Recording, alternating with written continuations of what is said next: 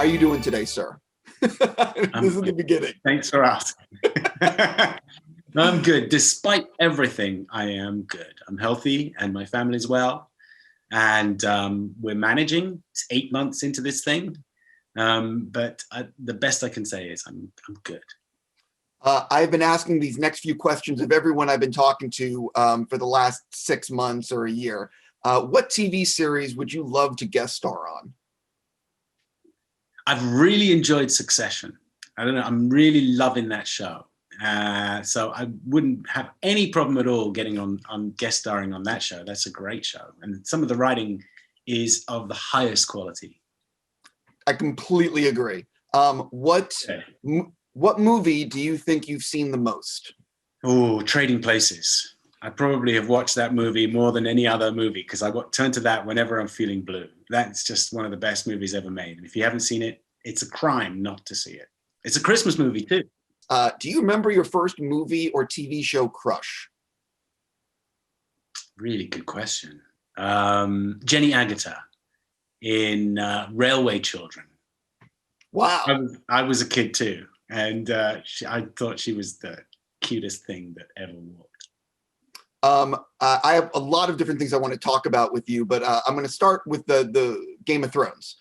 You were a part of the show for a little bit, but you joined, I believe, in season 5. And at that point, the show was enjoying worldwide success. It had become the juggernaut by season 5. Yeah. What was it like joining something like that? Because I'm very curious what it was like joining a show like that. Yeah, it's interesting because it's weird. It's like coming into a football team as a specials team kicker and the team is already a roaring success, but you're only there to punt goals, and you feel very much on the outside, and you have to rely on the grace of the cast to talk to you because they're already so far above your station. And sweetly, they did. They were very sweet. The ones I met were really nice. But it's a very, you're in the cold, and you know the show's doing well, and you know you had nothing to do with it, and you're just getting on to something that you're benefiting from the hard work of other people. What was it like? Obviously, you've worked on many different things. How was Game of Thrones possibly different in terms of, did you get all your scripts in advance? Were there a lot of changes on the fly? There were no changes, actually. It was a very unusual. It felt like a slightly too well-oiled machine. It was so perfect that it was kind of, I got me a little bit suspicious because everything else, we screwed up that line and we didn't get this right and this scene isn't going to work. And you discuss it with the director, but there was none of that. It was like, this is perfect. This will work. And I'm sure they were right. And so I just said my lines and left, go back to my hotel. There was none of the usual horse trading with the director, partly because the producers were on set and they were senior to the director. So the director had to ask the producers if someone could change a word, and the producers would come down and go, no, or yeah, well, whatever way it worked. They were all very nice, don't get me wrong. They weren't like unpleasant or anything, but it was a very strict hierarchy and they were on set all the time. And it was interesting. They felt, and they were right to feel, that they were doing me an enormous favor by letting me on the show. And so I behaved. I did my best to try and act like that special team kicker that turns up one day because the other guy's sick. Once you were off the series, did you continue watching, or were you heavily invested in the series? I loved the series, and I watched it all back from up to the season moment I came on, and then the moment I came on, I stopped watching. The moment that was the end. So I didn't watch anymore, and I didn't even watch the last season. My wife watched it all, but that was a thing she did with her friend, and not me. So it was I just stopped, partly because I knew what was happening, and I'd seen the scripts and knew where we were going, what was going to happen, at least with the seasons that I was involved with.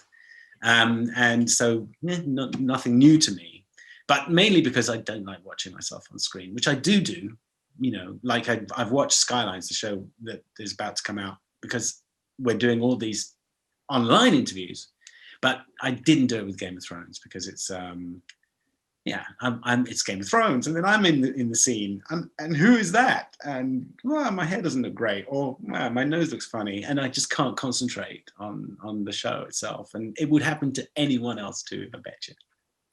Jumping into that's the reason I get to talk to you today, Skylines. It's really funny to me that this is essentially the second sequel. It's the third movie in this franchise, and all these different movies and all these different producers talk about how they want to make, they're talking about a sequel or they're thinking about doing a sequel, and they never materialize. And yet this franchise is now on its third movie. What the? I mean, for me, it's like, wow. So what do you think it is about this world and these characters that has generated 3 movies? I know, it's astonishing. And I think mainly one of the most important things is they've been so clever doing it on a budget, They haven't risked millions of investment dollars, and the studios haven't gone out of their way to put up a big tent marquee movie. They've done it modestly, out of a total nerdy passion for the genre, I think that's what shows. I think that's what, at least the one I've seen, because I haven't seen 1 and 2, and I'll be honest, but I just haven't seen 1 and 2. But I saw 3, and I thought it was really cool. And what I really liked about it was its canonical nerdiness, its attention to detail, and the way it approaches sci-fi, which is kind of tongue-in-cheek, which a lot of the Next Generation was like, especially episodes with Q. And then it was, but still, really slavishly devoted to high adrenaline action scenes and really cool martial arts fights. And I just thought it was great. And if you pan out, if you come right up and have a look, you can even see some social issues if you want to discuss social issues, if you feel like it.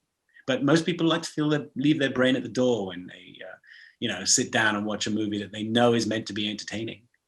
And this one delivers, I think. And but if you do want to, scratch the surface, you can talk about all sorts of gender issues and, autocracies that are happening around the world and bad men. It does a good job on a lot of different fronts. I love it. I really enjoyed it. I'm happy to say that too. I think that one of the things that sci-fi does so well is being able to talk about other things under the umbrella of maybe the audience isn't realizing what they're being talked. You know what I mean? Like there's a lot of subtext to sci-fi. You're so right, and you're particularly right, because I might disagree that the audience doesn't realize. I think they do, but it's palatable. It's not like their neighbor.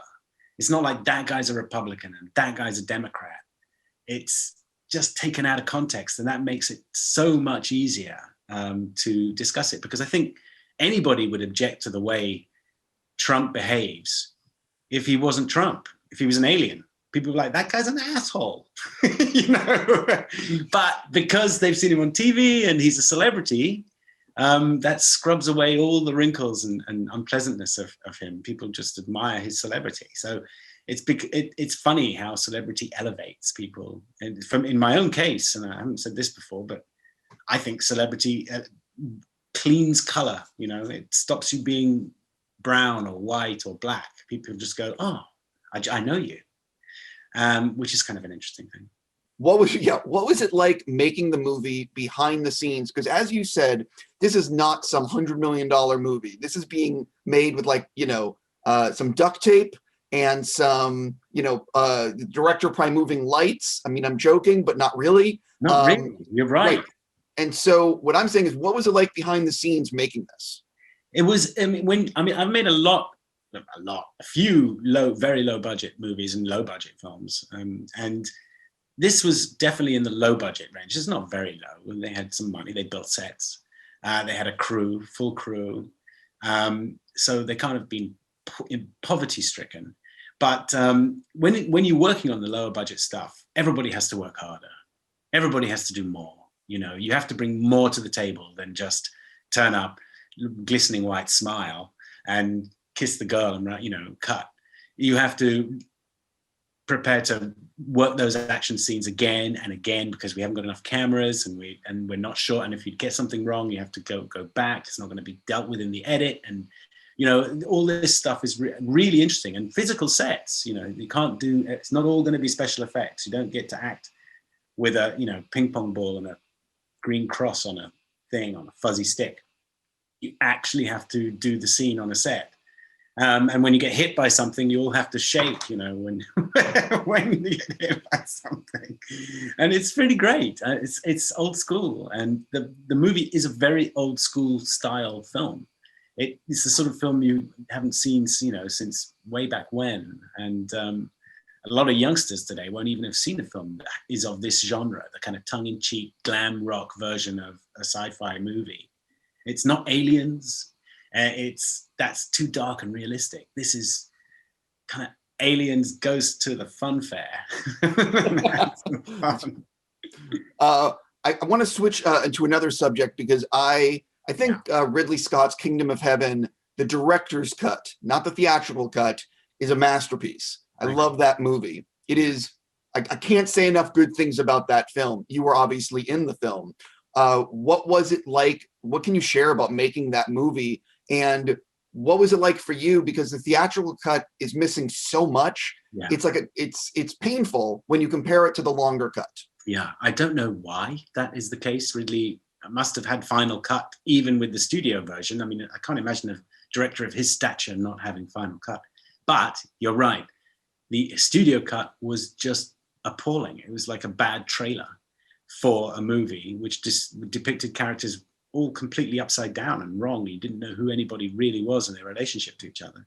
But but the director's cut, which we filmed, so that's all I knew because that's the script that I had, Monahan's script, was fantastic and rich and with wonderful performances, especially Eva Green, who I think just knocked it out of the park. And there was some amazing. It was a fantastic experience. It's one of my most treasured sentimentally movie experiences. Apart from I worship Ridley Scott, you know, who didn't my generation, who doesn't worship Ridley Scott. Brought up on Blade Runner and The Duelists and Thelma and Louise, and you go, wow, I'm going to do a movie with this guy. And he delivered. You know, he was effing and blinding. He's such a foul mouth on set, but the minute he's off set, he turns into this retiring, shy little mouse. And you go, is that the same guy who was calling everyone the C word 2 minutes ago? And yes, it is. And this time he can barely smile. Great experience. Wonderful experience. I'd do that again in a heartbeat. I was lucky to do that when I was as young as I was. I spoke to Ridley about Kingdom a few times, and he said that it was the biggest mistake of his career, allowing the shorter cut to be released. I think the studio gave him feedback as, like, you know, at the time, those longer movies were not performing. And I think that they convinced him to release the shorter version, which really damaged that film. It did, and it damaged it forever. I mean, now it's not a great anymore. And had it been the first cut had come out, it would be a great, you know. I mean, it's better than Dances with Wolves, and that's a great. It's a classic. And it was a shame, but Ridley, I don't think he'll mind me saying this. Well, he might, but he's not going to give me many more jobs now. No offense. He's deeply insecure, and he was deeply insecure about his cut, his edit, what his film is like, and it was said that he would get anybody to see it just to get an opinion before it was even cut.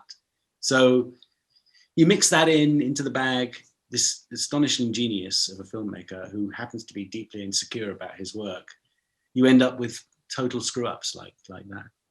Yeah, I'll just say, for anyone who has never seen Kingdom of Heaven, watch the director's cut. It was my favorite film of that year. It's just such a phenomenal movie. But anyway, I got to move on to other stuff with you because I got limited time. And listen, I am, and the Thad who is recording this right now, we're both huge Star Trek Deep Space Nine fans, and I am definitely going to talk to you about it because, I mean, the show's amazing. So I want to jump in. Who do you think would be better to be stuck? Who's the better friend to be stuck with in a dangerous situation, Miles or Garak? Oh, Miles. Instant answer. Instant answer. Garak and I would probably both have trouble dealing with any serious problem. Certainly if it got physical. Mars would just, people, he could just raise his voice and people were like, I guess we're out of here. This Exactly. isn't going to work out. So that's an easy one. What the thing about Deep Space Nine is, the show went off the air over 20 years ago, and people like me, and I'm sure many others, still want to talk about it. What was it about this series that that has people still wanting to talk about it 20 years later? I think that even confuses the producers, the people who actually wrote the show. But I suspect, apart from the fact that it was full of lovely characters, really interesting characters, it was true. And and that truth rings out. And I love The Next Generation. I was a huge fan of that show. Even before I did Deep Space Nine, I went down to Blockbusters and rented those videos, and I had to schlep it 15 minutes on foot there and back again to get 2 episodes. And I watched them back to back, and I watched them again the next morning when I woke up, and then I'd have to give them back to Blockbusters. So I love that show, but it wasn't true. It was entertaining, which is what I loved about it, but it didn't deal with truth in the same sense. Deep Space Nine dealt with truth. It was a soap opera in that sense. And these are real people doing stuff that is sci-fi. And I think people really respond to the reality, even though it's in a sci-fi context. That's my guess. I mean, I'm not an expert on TV by any stretch of the imagination. I'm just in it. But I think people love that. It just doesn't change the truth. So every year, 20 years later, 30 years later, it's still, oh yeah, that makes sense. Yeah. Oh gosh, yeah, we're still like that. Oh yeah, I've got a friend like that. When did you first realize, when you were making the series, that so many people were responding to the Bashir-Garak relationship? We didn't realize. All we were told every day, was that this show isn't doing very well. This show isn't doing well. We've got to figure out a way to make this show better. This show's sucking, guys. How do we compete with Next Generation? Next Generation is so much better. Voyager's so much better. They're doing so much better than you. So we got that every goddamn day from the studio. It felt like, and the producers certainly felt that. But on the bright side, they left us alone. The studio couldn't care less what we did. As long as we didn't overspend, they just went, well, go, enjoy, have fun. So Ira just went to town with whatever he wanted to do. Ira Burr, the executive producer, after Michael Piller, who was the first person who ran the show, who sadly died. And we were lucky because we were kind of despised by the studio. So I didn't know that people were responding to anything between myself and Andy. We loved doing our stuff. We loved our relationship. We loved doing our shtick. But we had no inkling about that this. I think that has happened since, to be honest. I think that now, with people being more expressive about their identity and being gay, being okay finally, and all those sort of things, that has lent real credence to the Bashir-Garak relationship, because obviously there was I would say implied intimacy, but not intimacy, no, more love between them. You directed actually 2 episodes of DS9. Yeah. And I'm curious, did you have any pick in the episodes, or were they sort of like, okay, here's your script? Here's your script. Right. And I was lucky enough to have Armin, but they're both Ferengi episodes. And one was a pretty decent episode. And the second one was one of the worst episodes that ever Star Trek had ever, Deep Space Nine had ever aired. And that was partly because I became cocky. The first episode, I was really diligent. I was a director by heart. I knew what I wanted. And the second episode, the first episode, I did everything by the book. I knew what they wanted and how they wanted it, and I did it. And I think I was told by Rick, the head producer, this is the best debut show we've done. So I'm really thankful. So they're happy to give me another one. And the second one, I did such a poor job that they said, you know what, we don't want you to do another one ever. This is terrible. And that was called Profit and Lace. And that was because I was like, well, what if we turn this on its head? And how about this? And what if I try this? And they couldn't handle that at all. They don't do that on Star Trek. Did you think at the end of every season that you were definitely coming back, or were you always nervous every season, shit, we might get canceled? We were nervous about the cancellation for the first 2 seasons. That's 2 and 3. Sure. The hiatus between 2 and 3. But after that, we got word that we're going for the full 6, and we better prepare for 7, because apart from anything else, the franchise couldn't afford to disown a show, to cancel a show. There's so much invested around a show with the merchandise and all the publicity and all that stuff. To admit to a failure wouldn't have been a good tactic for the studio. So they kind of didn't give us astronomical budgets, but they said, you go ahead, you're fine. And I think that was the reason. I'm putting words in studio executives' mouths here, because I don't know that for a fact, but my guess is that they couldn't afford to have a bad Star Trek at that point, because they wanted to roll it. They'd started a network on the back of Voyager, and they just couldn't afford things to go wrong. So leave Deep Space Nine going. It sucks, but hey, no one watches it. And we'll concentrate on, Voyager and the good stuff. And so we lucked out. So we got to keep, I think there was a show that eventually got canceled, but that, that's a massive climb down for the studio for that to happen. The thing about DS9 that a lot of people don't realize is that, like, you look at the shows today that do 8, 10, 13 episodes, and it's a lot of work. You guys did 26 episodes a season, I think from season 2 to season 7. I could be wrong, but I think it's all those years. I don't think people realize the what that is like behind the scenes with trying to do 26 episodes a season. Yeah. Can you sort of talk a little bit about that? Because the amount of work. I know a little bit about it. I mean, because I directed as well, so I got to see the sausage factory, and not just the sausage. And it just requires enormous amounts of organization all the way along the line. So there would be 2 directors of photography who would hand off one to the other, 2 first assistant directors who would hand off one to the other, obviously a different director for every show. So basically you had the same crew filming the show practically, and then a different director creative team working on the next show. And you have exactly 7 or 8 days to work on those shows. And you better be ready by the time they fire the gun, because once they say, right, next show, new show, everybody. And that would happen halfway through a day sometimes. Then the new director would come in and we'd just pretend to start all over again. Hi, nice to meet you. Who are you? This is great. I'm Bashir. I play the Doctor. Oh, you're great. So that would happen every 7 days, working days. But it was an efficient machine. Don't forget though, we're working in Paramount Studios, and and that's got all the equipment in the world, which they paid a fortune for, by the way. And then we have 3 sound stages. That's more than Singing in the Rain got. And we have the vast empire of one of the most powerful studios in the world. What we couldn't afford to do is go very far. So, if you want to shoot something that requires actual outdoor territory, you better be there and back in an hour, because if you're wasting any more time than that, then the show's screwed. You can't just go to South Africa, do some stuff and come back. So it was an incredibly well-oiled machine. And the crew were the ones that really had to do the hard work. The actors don't work very hard. I might work 3 days in a week, because I've only I come in and say, you're fine. And then sometimes I'd work every day, and I got to learn how hard it was for the crew who were there every day.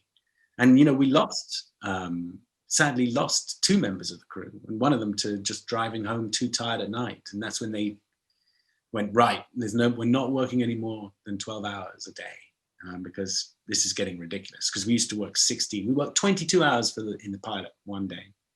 And it's not the act. People think the actors are having a hard time because, we're the ones on screen, but the crew, they don't get to see their kids. And in some cases, ever again. So that was the toughest thing about it, is knowing the crew are going through hell. And so we did a thing which was really cool, and I didn't invent it. I can't take credit for it. I just was one of the people who helped. Is that we would, every 3 or 4 shows, one of the actors would do something fun for a day for the crew. And at that time, because Starbucks was a pretty new thing, and everyone was like, Starbucks, have you tried Starbucks? We'd rent a Starbucks trolley to come and give free coffee all day to anyone who wanted it, whatever kind of coffee they wanted. And, those kiosks you get in the airports. We had one of those turn up on set every now and then. And people loved that, because it was like, goodness, coffee on tap, mocha on tap, iced latte on tap. That was fun. So they worked hard. But that's a question. You should get one of the crew guys one day, or like a panel of them, to come and tell you what they thought. Yeah, well, I mean, I think the issue with crew working long hours hasn't changed in any part of the movie or television industry, because I just think that a lot of people don't realize what it really takes to create the entertainment that you enjoy at home. You know, Yeah. it's just really long hours. Yeah. And You people know, literally give their lives. I mean, you know, people actually die. And of course, they die in every job. So I'm not saying this is unique to people just die, unfortunately. But that it's brutal for them. And their job is so precarious. It's not like us. I could do something awful, but they couldn't get rid of me. And you've heard that, you know, you've heard this actor on cocaine and that actor, you know, you'd have to basically abuse someone, molest someone to get fired. You can do just about anything else because you're so precious to the franchise. One of the things that DS9 did before any other Star Trek show and before a lot of television shows is you guys had a serialized storyline well before a lot of other people. When did you realize that the serialized storyline was going to be such a part of the series? Did you know that early on, or did they sort of sneak that in? They snuck it in. I mean, we didn't, certainly I didn't, I can't speak for everybody else, but I didn't realize it was serialized until, you know, season 2, I would say, that I was like, hey, wait a minute. That is familiar. This is a theme. And it just began to sink in because I didn't know serialized TV myself. I'd seen The Next Generation and various other TV shows, and they are all standalone, designed to be syndicated, designed to be shown in any order, just in case people miss 6 weeks, they can watch this one and they just pick up, no problem. But Deep Space Nine was the first one that went, no, you got to watch it in order if you want to get the full experience of this show, experience this. And that was about season 2. I think Ira knew he was going to do it somewhere in the first season, maybe halfway through. Have you watched Picard season 1? Because there's a lot of other Star Trek actors that have shown up, and obviously with the pandemic, I don't know if they're filming season 2 right now, but you know, a lot of people have wondered if maybe you would show up. You could be, you know, Bashir is leading Section 31. There's a lot of possibilities here. Is it something that's even crossed your mind? It hasn't, and I haven't seen it. I'm really sad to say. And the reason I haven't seen it is that we had to put an end to buying new TV channels. I just, you know, everybody, our families must be going, you know, how do we do this? So there's Hulu, and then there's this, and now CBS, and then there's NBC. And I know that, you know, the channels will like, said you should not be saying this, but people, keep your money. We're in the middle of a crisis. Don't spend money on TV. You'll be spending $600 a month before you know it. And Apple, who charges by the show. My wife bought me an iPad for my birthday. And it was because my last one just couldn't stop touching itself, which is really weird. And right. I know there's an innuendo there, and it really wasn't cool of my iPad to be touching itself in the corner. So it was just switching on. It phoned somebody one day, and I was like, what? So it basically dead. So I got a new iPad, and it came with a year's free Apple TV. So I went, wow. So I went in there and I went Apple TV, and they said, do you want to see Mandalorian? I said, yeah, I'll see Mandalorian. I clicked on that and it said, you've got to buy Disney. It's like, you have to be kidding me. You're giving me a 3 years TV and I still can't watch TV. But I can watch other stuff, I guess, for the Apple channel, whatever that is. But I haven't figured that out yet. Yeah, I know I'm just about out of time with you, but I have to touch on something which I think is really cool. You and Andrew have been doing, essentially bringing fan fiction to life, and which I think is amazing and so unusual and so cool. So talk a little bit about the fact that you guys, what you've been doing during the pandemic and where people can watch it. Well, Melissa Lowry and I, through my fan club called Sid City, which I didn't make up that name, by the way, I don't know how that really. But we've been going for nearly 30 years, 25 years. We went, what are we going to do in COVID? And we said, well, let's talk to people. Let's get a social club together. Let's find out about people's lives. And then, of course, we did that. And we've been doing it for eight months now, twice a week, 4 hours. And at some point, I was talking with a friend of mine who's a good writer, and he said, well, I'll write some stuff. And I've been writing fan fiction for years. I said, sure, give us it. So we did 4 episodes of stuff, and Andy kindly agreed to do it. And it started off as just Andy and Garak and Bashir, but then, you know, Kira came in, and then we got Quark involved, and Jake Sisko was involved right from the get-go. So now we've got a kind of ensemble all doing this fan fiction. It's like a fan's dream come true, but it actually has been really lovely, and people really enjoyed it. So we're doing it again. We're doing it right now. And you can get there at Sid. You can go to Sid City. It's we have room for 300 people. So if there's more than that, sorry. We can't post these on the internet afterwards like we did the first ones yet. We're negotiating posting them. So if you do miss it, we will hopefully have them online on YouTube at some point. And we're just continuing, you know, the stories that people loved, but this time written by fans who love the stories. That's so interesting. Is it a thing? Because I know Paramount is very strict with Star Trek and with anything that the fans create, even though it's actors from the series. Is it something where you're running into like the legal issues? No, and we you know, we had a hard link from Trek Online, so that's run by CBS, and so I believe that they too, in their wisdom, don't want to put the dampers on fan fiction. Fan fiction is a wonderful thing for Star Trek. It's such a symbiotic relationship with the whole show, but also they know it's COVID, and they know no one's making money. They know we're all taking time out to do it, and we're not doing it with sets. So don't expect to see fancy sets or, you know, wonderful sound effects on. It's just readings. It's a radio play. It's basically but you're seeing some faces without makeup. We all look like. And I'm going to fill in the blanks, and no one cares, you know. We're just reading it basically. So I think that they're going, because I know that they know, but I think we're not going to get into it because we don't want to ask them, so they don't have to say no. We've put it out there. They have had months to respond. But I think they know this is a difficult time, and people could do with a pick-me-up, and it's not hurting anybody, the show. It's so canonical, it's so correct that I think it can only be a good thing, and I hope they'd agree. Yeah, but listen, in all seriousness, it is great to talk with you, and I think I speak for a lot of people. I know I speak for Thad and myself. DS9 meant a lot to me, and just saying that thank you for all your work. Thank you, and I'm glad to hear it.